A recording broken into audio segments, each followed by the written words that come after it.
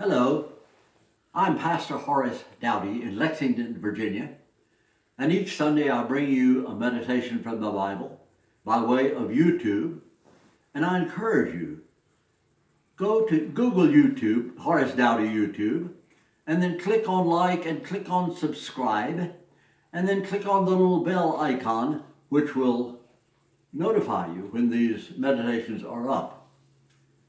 And I encourage you to share these meditations with your friends and your family. I appreciate it. Today, the title of the meditation is Goodness Usually Wins. That's good news. Does goodness stand a chance in our world? Sometimes we wonder. And if you watch the evening news, you really wonder. Because on the screen are mobs of angry people intent on destruction. Why do they hate you and hate property? Are you as guilty as they say you are? What have you actually done to offend them? Is there any reasonable way to make them happy? These are legitimate questions. Let me assure you with great conviction, goodness does stand a chance.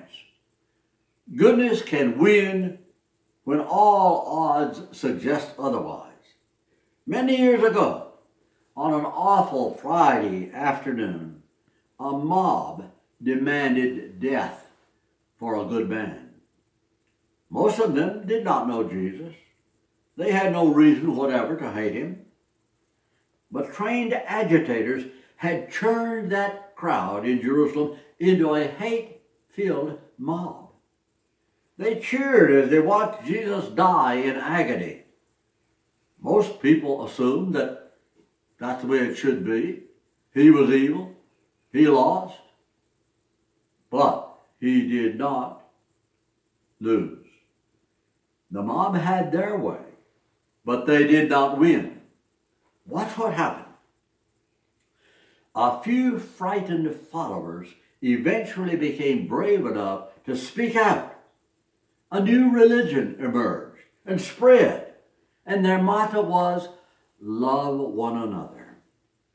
Unbelievably, inspiring art appeared. Churches were built, cathedrals, then educational institutions, orphanages, hospitals. It spread over the world. The world was so impressed, another way of reckoning time took over, dating the world's calendar from the birth of this man that was crucified. He had clearly said, overcome evil with good. He meant every word. It was not an empty slogan. Goodness did overcome evil. The nation that you love was hatched in that philosophy. Our churches, many of them founded in the wilderness, were put there by people who confidently relied on the God whom Jesus called Father. A generation later or more, the United States of America came into being, led by giants enforced through their Christian faith. I'm not making this up. It happened. Today, every scrap of American money bears the national motto, in God we trust. Goodness won. It usually does. Of course, it is unsettling to see heroes scorned, to see statues toppled. And they are, because some people may be pursuing civil rights, racial equity, and other things, but it is not always the case. Nobody on planet Earth, for example, did more to promote the education of black children than our own Stonewall Jackson right here in Lexington, Virginia. And now his statues have been taken down. I'm told that Ulysses Grant was extremely generous with black Americans and triumphed in the war which helped guarantee their freedom from slavery. Yet, memorials and monuments of remarkable men lie in ruins. Why?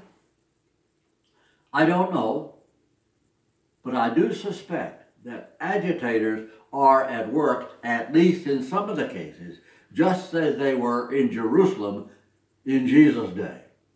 And the general aim is to cause disruption for reasons many of them do not even understand.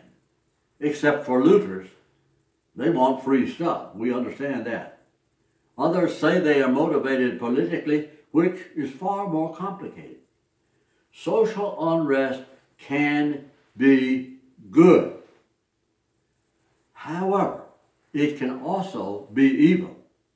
Our own American Revolution, often called the Presbyterian Rebellion, was meant for good, and it did produce goodness.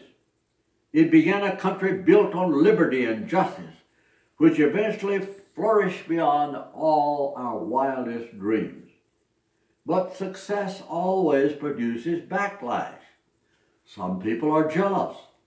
They hate anybody who becomes wealthy. They fan the flames and rejoice in destruction. Their aim is not goodness, but evil, regardless of what they may tell you. And so before you ally with an agitator, make certain what his goal really is. It can be difficult because some agitators look good and they're striving for a commendable goal. Our history is filled with them. Thomas Jefferson was an agitator. Benjamin Franklin, Stonewall Jackson, Lilburn Downing, Mother Teresa, Albert Schweitzer, you can name them by the dozens. Good people whose social unrest made good things happen. Jesus, the great founder of Christianity, said quite clearly, how do you know who's good and who's evil? Judge them by their fruits. Today, that advice must be followed. It is the very essence of common sense. If the proposed disruption does not produce good, stop. Too often I watch mob rule bring more harm than good for the very people the mob claims to support. Satan rejoices. He rejoices when evil is brought in to combat evil. He rejoices when evil is labeled good. What can you do to correct the imperfection of our culture?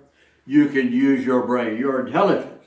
Sort out the fruits, which action works and which does not. Judge them by their fruits. Judge them by what they actually make happen. You can be aware that you are a child of God. You are made in His image. You can be good seed sown on fertile ground. You have the wonderful ability given by your Creator to produce abundant, happy life for yourself and for other people. Now go and do it. Amen.